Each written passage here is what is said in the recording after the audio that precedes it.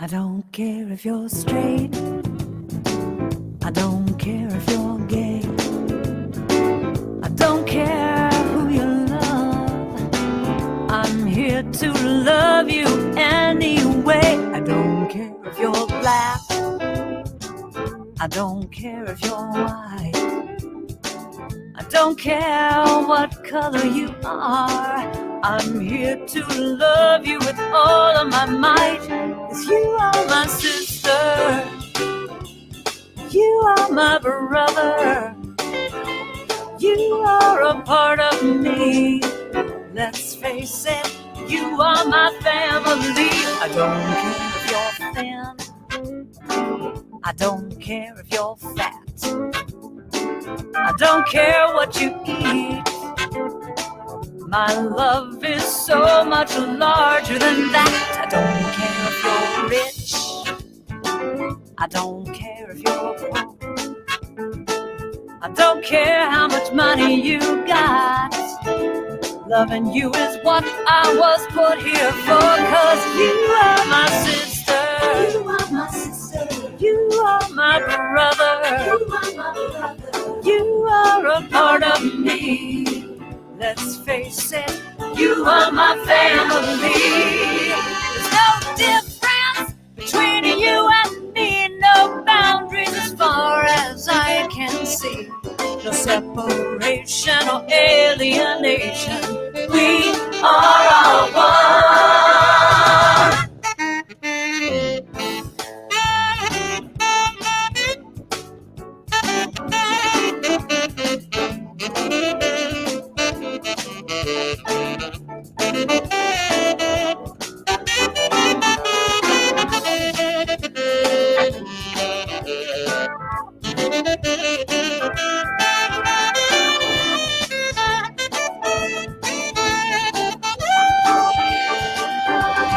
You are my sister, you are my brother, you are a part of me.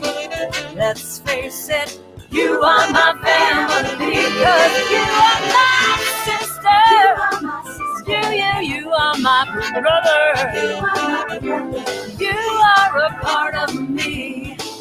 Let's face it, you are my family. We are all family. We are all family. We are all family. I said, get up everybody and get out of town. We are all family.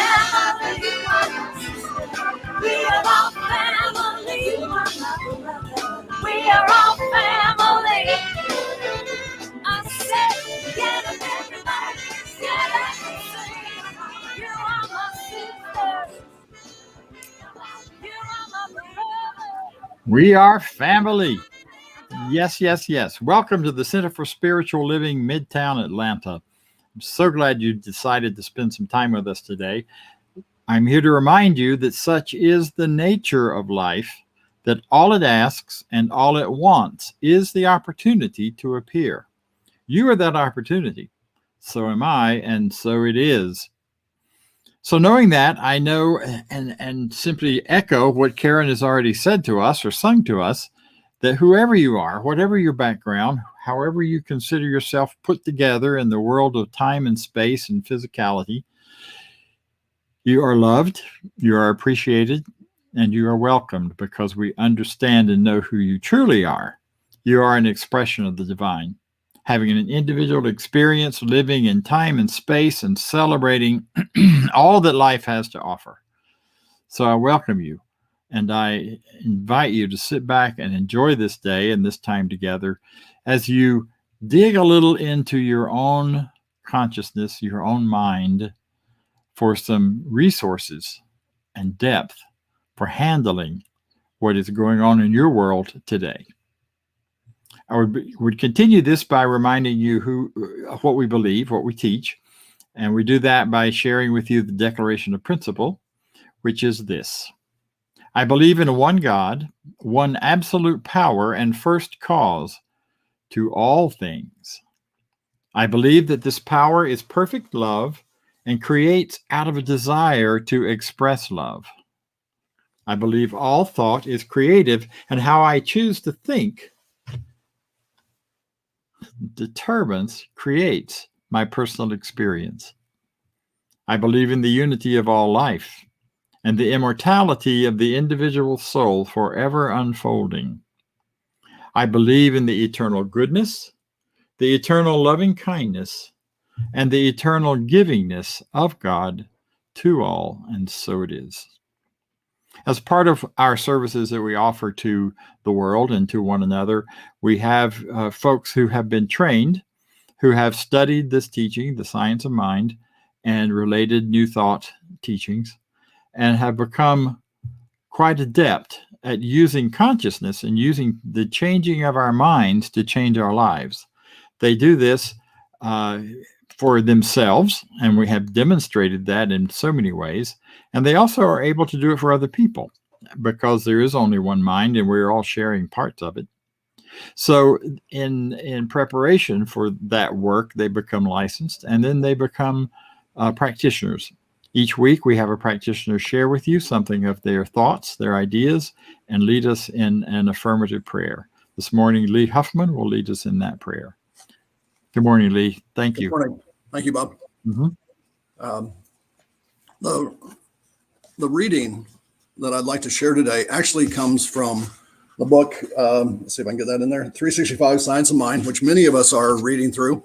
And I've read this through several times. It's a daily reading by Ernest Holmes. And I jumped all the way to the end of the year to December 28th.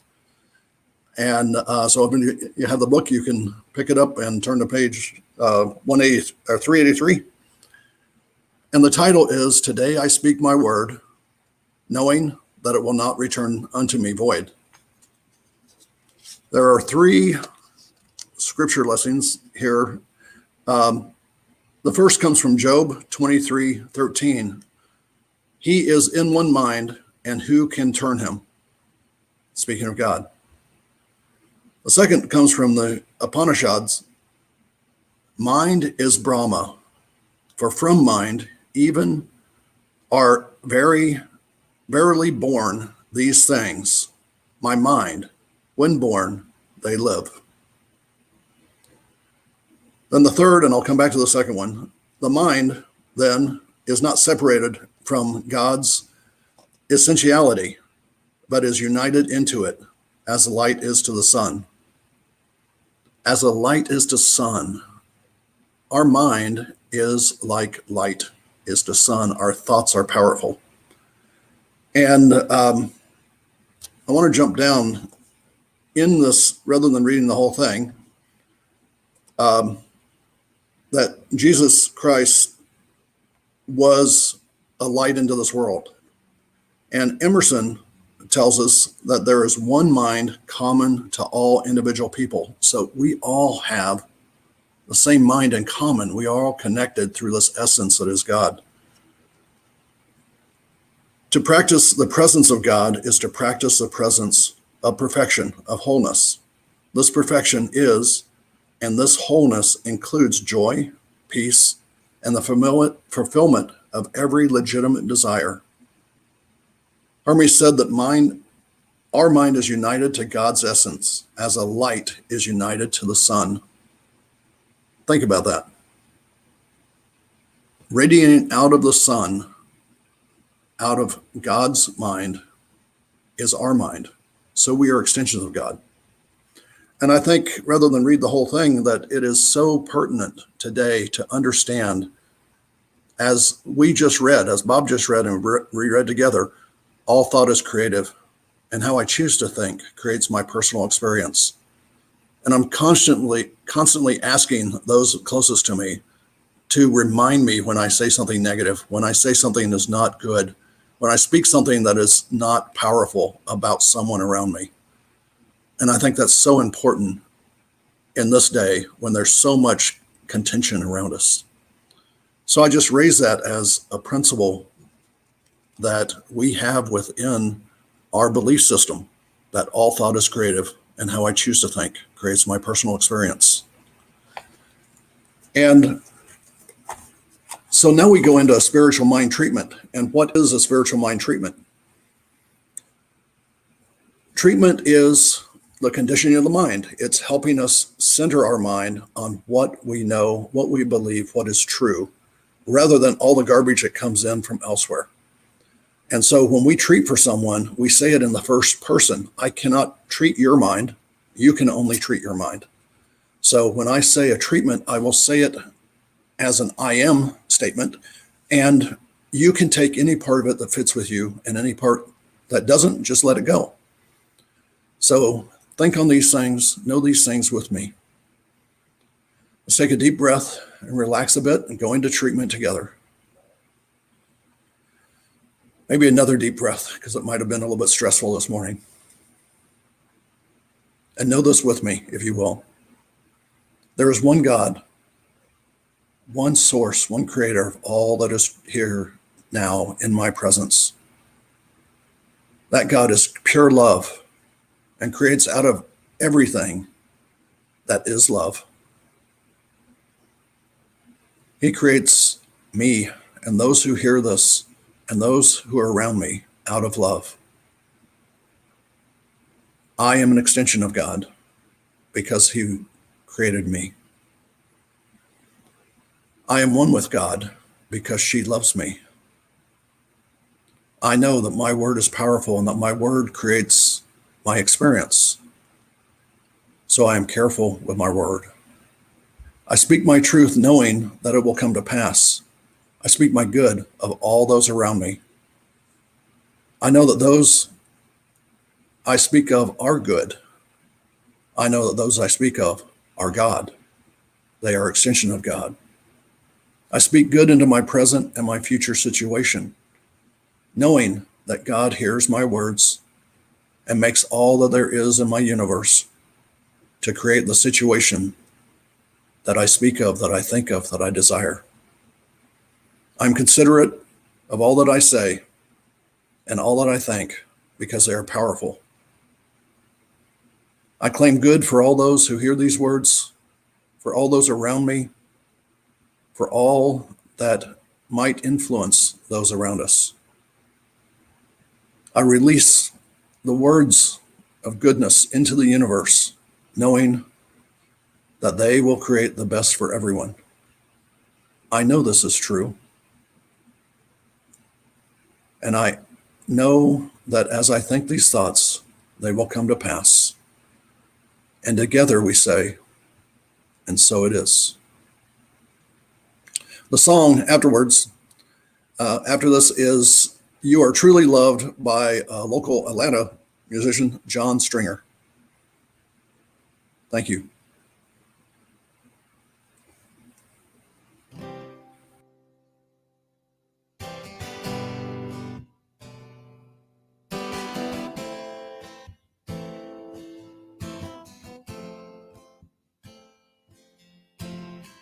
love Dale's question today about what can I give? And the answer about being the one who sees with eyes of love and sees perfection beyond the appearance of things. To me, that's a type of vision that's rare in the world of form. But we can all be that friend, that brother, that sister, lending that presence. It's rare to find a friend that's genuine, that's everything a friend could be. I hope you understand that I am grateful, I am thankful that you've become that friend to me. I pray that God gives you everything you want and everything you need. I pray He blesses you and yours with extraordinary peace. And we are here to celebrate you and all the things you mean, and to show you you are truly, truly loved. You see, hey, yeah, hey, yeah, you're truly loved. You see, hey, yeah, hey, yeah, you're truly loved. You see, truly loved. You see.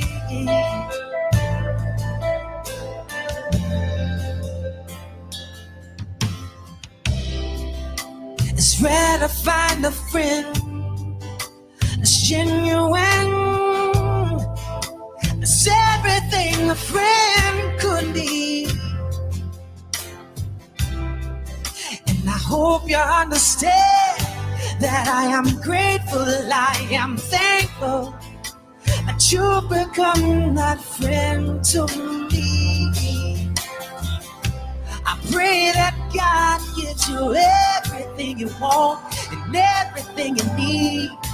I pray she blesses you and yours with extraordinary peace. And we are here to celebrate you and all the things you mean, and to show you you are truly, truly love. You see, hey, yeah, hey, yeah, you truly love. You see, hey, yeah, hey, yeah, you truly love. You see, hey, yeah, hey, yeah, you truly love. You see, hey, yeah, hey, yeah, you truly love. You see, it's rare to find a friend that's genuine, that's everything a friend could be. I hope you understand that I am grateful, I am thankful that you've become that friend to me.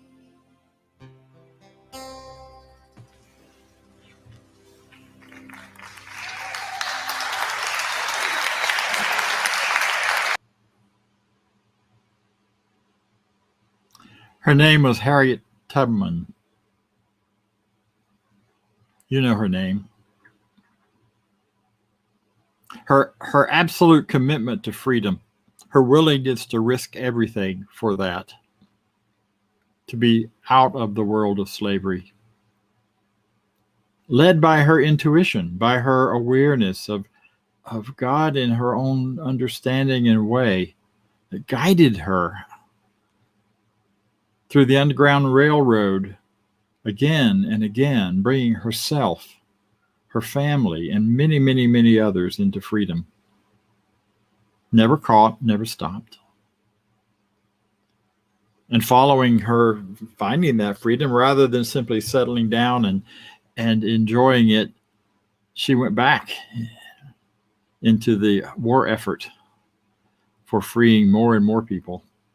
She was the first woman in America ever to lead a military excursion, plan it, put it together, gather the troops, and go after some folks in South Carolina to open it up and bring them out into freedom.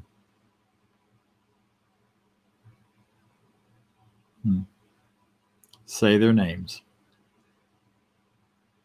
He was an obsessive, compulsive, perhaps anal retentive monk who in the 1500s began to realize that no matter how much he repented, he could never be completely perfect and free until he read the scripture and discovered that righteousness was a matter of grace, not paid for penances, nor was it a matter of indulgences offered by an organization, but freely offered by God himself. So he nailed his 95 declarations and was one of the key players in the beginning of the Protestant Reformation and the revolutions that came along with that, and the huge change in Western culture that it was guided. 450 years later, his namesake, Martin Luther King Jr., led many marches, led a whole people into a movement of nonviolence and into a movement of declaration. I have a dream where all people are seen and known and equal. All of those people, from Martin Luther to Harriet to Martin Luther King Jr., the influence of who they were and who they are has continued to resonate down through history and down through us. They, in many ways, are more powerful and more influential now than they were at the time of their lives, when they were physically here in the world with us. I think of the many, many people in my life and the people in your life, perhaps, who have influenced our thinking, who've influenced our spiritual paths, who've influenced our psychological and emotional paths as we have been touched by their consciousness. And when we say their names, we tap into that whole world of knowledge and understanding and appreciation and gratitude for who they were. Names like Emma Curtis Hopkins, known as the teacher of teachers, who taught many of the founders of the whole New Thought movement over 100 years ago, at a time when women were less likely to be leaders, and yet she led, she traveled on her own by herself, and she taught students all over this country. She was also a shaker and mover in the women's suffrage movement. Harriet Stovall Shinn, another of those great teachers, mostly focused around Philadelphia, whose works I've read and have been touched by, whose absolute faith in life unfolding according to our faith was so important in shaping the consciousness of this country. His name was Ernest Holmes, the founder of this teaching. His name was Raymond Charles Barker, student, colleague actually of Ernest Holmes, and the teacher of my teacher, whose name was Kennedy Schultz. And on and on and on it goes. I hope you are thinking right now as I'm talking of those names of the people who have influenced you. You know, not just historical figures perhaps, but people you know, people you've known, people who may or may not still be on the planet with us, but whose lives are still highly influential in yours. I think of some uncles and some aunts, and I think of some others who really guided my development, who implanted ideas. My father, who implanted the idea that having some kind of relationship with God, understanding something about this thing called God, could transform your life, because I saw it in him. I mean, think about that in your own life.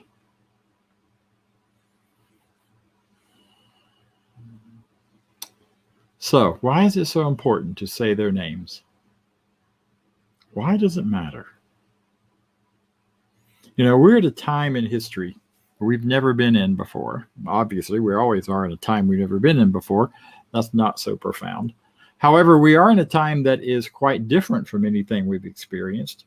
We've just been through over a year of isolation from one another, of finding ways to stay safe and stay apart and stay separate, finding ways to survive in the midst of that. We are very fortunate that this came along now and not even 20 years ago, because we have the internet, we have delivery, we have all kinds of resources available that we've used and actually heightened and used in a greater way this year. And now it's time to start looking at and thinking about, how are we going to come back together? How is coming back together going to look the same and or different? I went to a wonderful dance recital last night my granddaughter was in, and we had in a parking lot. Everybody brought their lawn chairs, and we sat out there, and they danced, and they had music, and it was rich and wonderful and fabulous. And the only thing we missed was air conditioning. Coming back together, finding ways to come back together. And one of the really powerful ways of coming back together is remembering and saying the names of those people who you have a connection with inside. It's kind of an opening your heart experience to remember them. And if some have recently passed on, it could be a painful thing to remember, because we're still dealing with grief and sadness and loss. And yet, if we can still face and walk through that, we begin to realize that behind us, all of us, stand multitudes of supportive, loving people who have brought you to this moment, to where you are. People who were just perhaps doing what they do, not trying to do anything special, not trying to be something for somebody else, but just living their lives according to their desires to do so. In the 1980s, I gathered in a tiny little apartment with a group of men, all students from Emory University. We were in the Candler School of Theology, and we were starting to have a conversation because so many of our gay friends were dying or were sick, and no one quite understood what was going on or how it was going on, and the government didn't seem to be paying attention, and no one seemed to be paying attention, and they were dying, and they were starving, and they were going through horrible life experiences. And we got together and started talking about, how can we help? What can we do? And we started gathering resources for food and dividing up the people we knew and taking food to them and making contact and having human experience and human contact. We weren't doing anything to start a movement. We were just trying to help our friends. And in 1981, out of that group, a leader emerged whose name was Graham Burton, and became the first leader of the Atlanta AIDS Coalition, the AIDS Center, which has grown and grown and grown and grown. And by our doing that and starting that, we began to get the attention of the political world. They begin to look at this thing as maybe it's not going away. Maybe it's not just a gay disease. And maybe there are lots of wonderful people involved in being affected by it. The Names Project. That was where we really saw the power and importance of saying people's names. I don't know if you ever attended any of those rallies, but we would gather in the park and in other places and just read the names of the people who had been lost.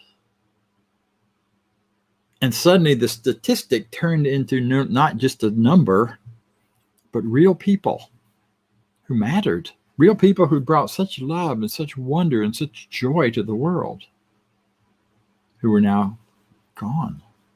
The first time I stepped up to the quilt, which was another way of honoring people's names, we made quilt squares for each one who'd passed on.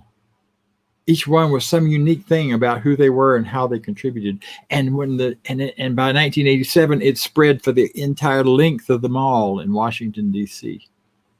And was totally overwhelming to see that. Overwhelming in the sense of loss, and overwhelming in the sense of gratitude and appreciation for all of those individual people. And we've gone through the same thing again with COVID. We see the statistics, and you can argue back and forth about which ones are right and whether it's politically correct or incorrect, and what should be counted and what shouldn't be counted. But never mind. The truth of it is, millions of people have died. 3 point something, according to one statistical counting. And that number is kind of meaningless until you think about the names of those individuals that you know who are not with us anymore.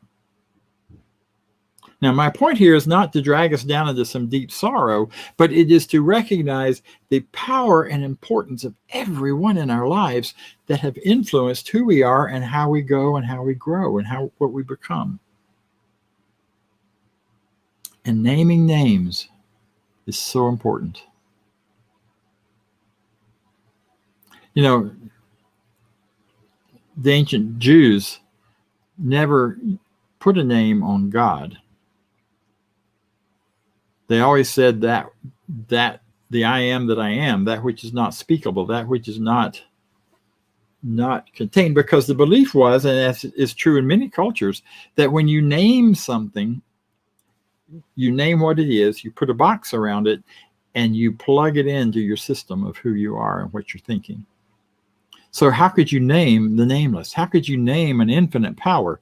We call it so many different things. We call it God. We call it Spirit. Many people call it the Christ. Many people call it the Buddha. Many call it many different names, because none of those names really grasp and capture or encapsulate what that infinite power that's within all of us really is. All they do is point toward it. The Eastern Orthodox Church has the right idea in some ways, because if you've ever been in one of their churches, you know the gorgeous and beautiful pictures that are put together in mosaics, and they are kind of iconic. And we call them iconic because they aren't intended to be realistic depictions of what the people look like, the disciples, the Christ, the angels, all of that. But it's intended to be an iconic picture. In other words, an icon is a lens, so that you can't capture the individual. You can't capture the realistic picture of the physical self, but a lens into the possibility of who they are and all of the various possibilities. So we use names like the infinite. We use names like, as my friend does, Big Sweetie, or whatever name you use for that infinite something. The name simply gives you a window, a lens into looking at and experiencing and feeling and knowing all that's about: the infinite, the power, the goodness, the love, the freedom. In fact, in some ways, all words are simply icons that point to something far greater than the word itself. So when we call it a name, we do not pull it out of reality into ourselves. We simply connect ourselves with the greater reality that name represents. So when we name our teachers, I often say Kennedy Schultz was my teacher, because he was my first teacher in this program, in this teaching, in this idea. I had many teachers before him that led me, prepared me for what was to come in meeting and participating in his world. But when I say that, it opens up a whole world. Anyone who knew him knows what that means. They know the kind of philosophy, the kind of thought, the kind of things that he taught. So it connects us. It gives us a way to be connected, not only with him and with his ideas and his thoughts, but with one another. That's why we name these things. We name them. We call ourselves Methodist and Baptist and Presbyterians and New Thought people and religious scientists, and on it goes. Because as we name those things, we establish not only the memory and thought of the connection, but the reality of it, the experience in our consciousness. So all of those people in your past, all of those things that have led to all of the goodness in your life, to everything that brought you to this moment, that are standing behind you or standing within you as well in your consciousness. And they're inviting you to be the greater you, to be more. They are looking through and inviting you to look through that window of yourself. It's a great exercise. I did it a couple of times this week, and I kept adding to it. I'm still adding to it. Started back to my earliest thoughts and memories of what really the first ideas that shaped my life and shaped my thinking and feeling and how I would be in the world. And I started naming the names of who those people were. The folks who I knew loved me, the folks I knew didn't love me, the folks I knew that taught me some things about how to live that were not the way not out of emulation, but out of wanting to be the opposite. And as I started naming those people, I realized all of those folks are still with me in my memory, in my consciousness, in participation. Every time I do something, whether I'm aware of it or not, that is coming out of a decision I made in relationship to them, I'm connected.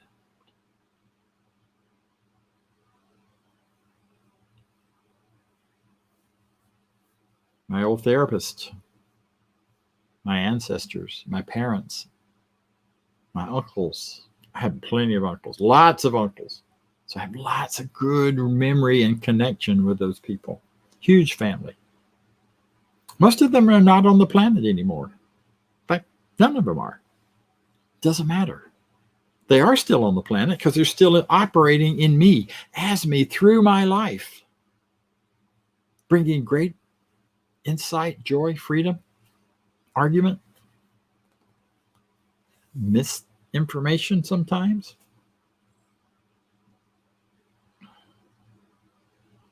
See, there's such power in naming names to ourselves, to others, to say, this one mattered. This one mattered. Because as soon as I say that, I'm no longer alone. I am aware I am no longer alone. I am aware I am now connected and connecting with all of that world of history within me, all of that world of thought and ideas and passion and love that is within me.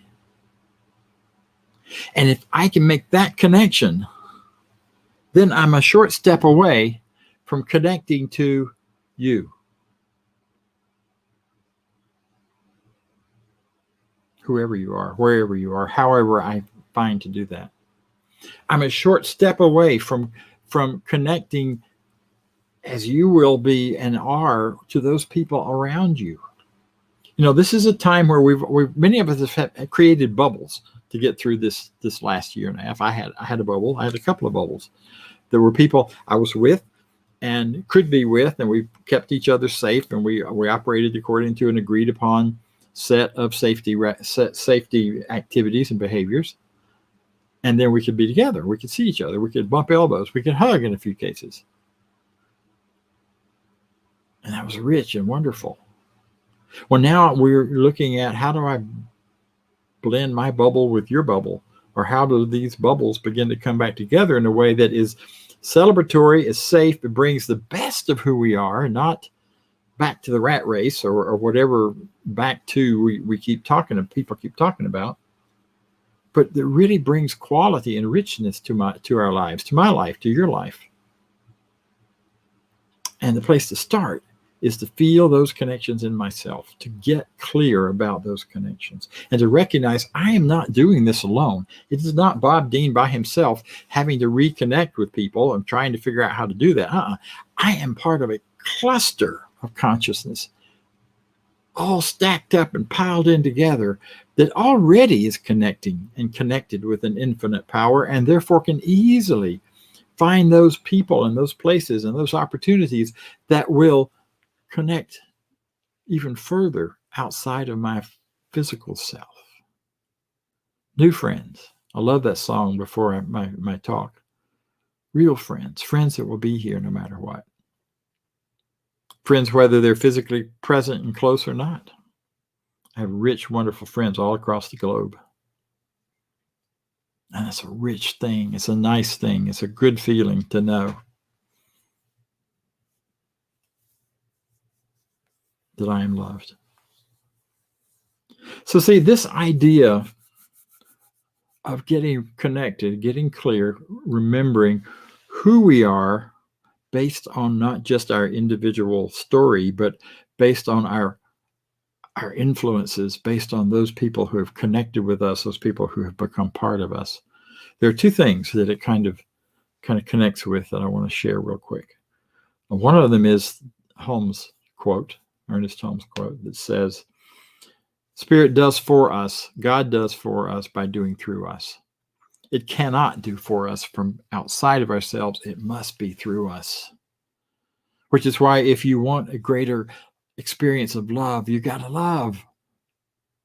It's so interesting when people want, come for treatment, or they talk about getting treatment because they want loving relationships, and yet everybody stinks and they're terrible and they're awful. You got to find the way to love yourself outwardly as well as those others in order for love to come back to you, in order to even recognize it when it's in your life. And whatever that sort of flow is, it's working through us. I want passion in my life. I want connection in my life. I want to be fully engaged in my life. I'm done with sitting behind a computer. I'm ready to see some people and be connected. You can only do that through me. Not to me and not for me, but through me. So I will find those moments, those points where there's something that's drawing me to get involved. There's something drawing me to do, something that feels safe and appropriate and comfortable and right for me. And I'm speaking for me in the generic big term, for me, for all of you, for all of us. We find those places. One of my favorite writers and theologians from my years at Emory and my years of study is Howard Thurman. Look at what he has to say. When it comes to getting involved, finding your place in life, don't ask yourself what the world needs. Ask yourself what makes you come alive. And then go and do that. Because what the world needs is people who have come alive. That's what Harriet Tubman did. She didn't do this thing because she thought the world needed to be rescued. She needed to be rescued. So she got out there and used her intuition and got herself into a safer place. And then used that to invite more people in. Her family first and others beyond. Martin Luther the same way. Martin Luther King the same way. Find that thing which excites you, that brings you to life, and that you're willing to live for, and that you want to live for, that you're willing to put your time and energy, because that's your life. You have time. That's really all we have in this world, in this time and space, is we have time. So what are you willing to live for? What are you willing to put your time into?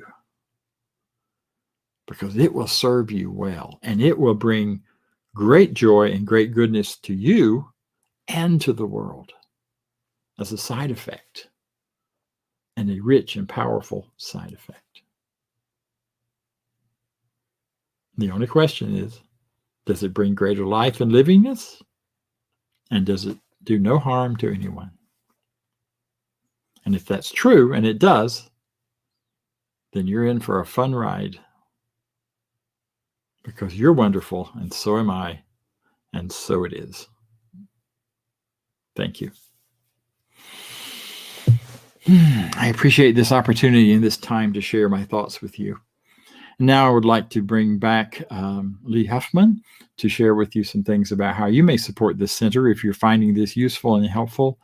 And he will also share some announcements after that. Thanks.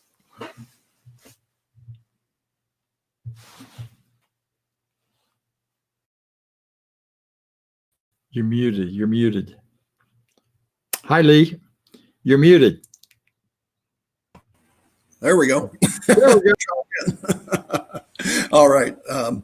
These things happen. It's been a technology 3 months for me. But anyhow, thank you, Bob. That was a fantastic talk. And it is so important that we recognize the people that have come before us, that have laid the foundation for us, and that have given us the direction to move forward. This center is a very special place. It is now spread throughout the world through the power of Zoom, and it has been a very special time. And it's a time to support the center, and there are many ways to support the center.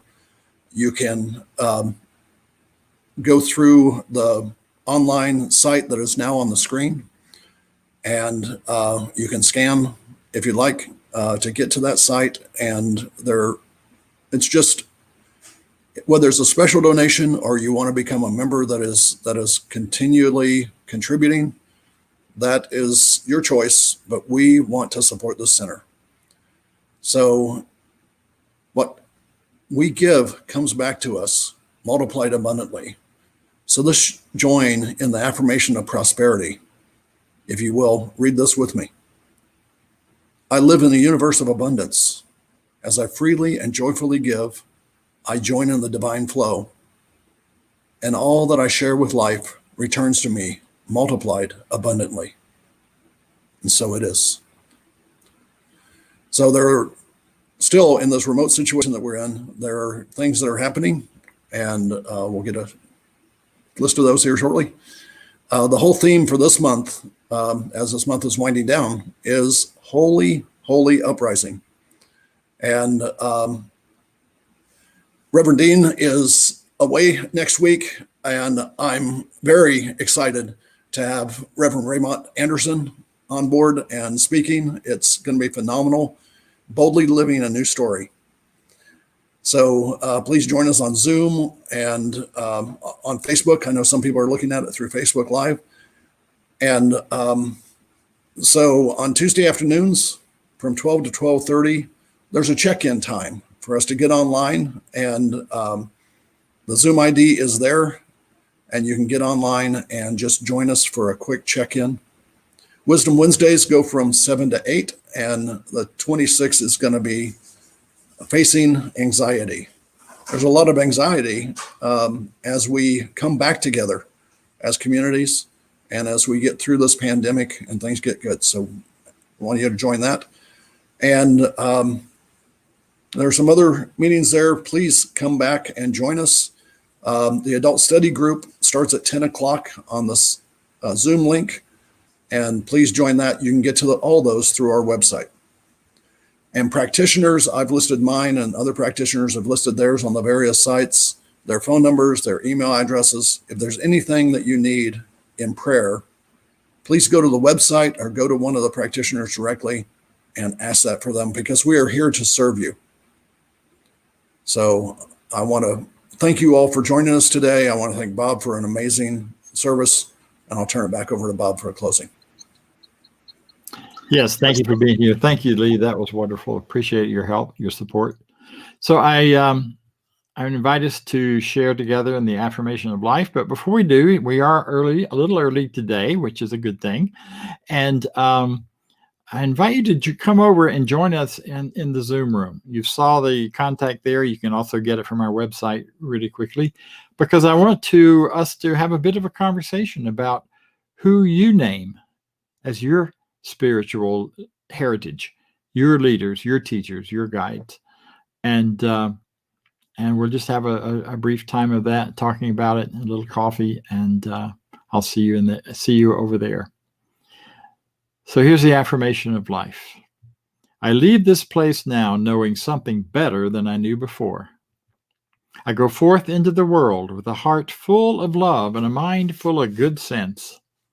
I look at the world in a greater way, knowing that I have within me everything I need to create the life I desire. I give thanks for this understanding, and I am grateful for the spirit of life that lives through me. And so it is. See you next week.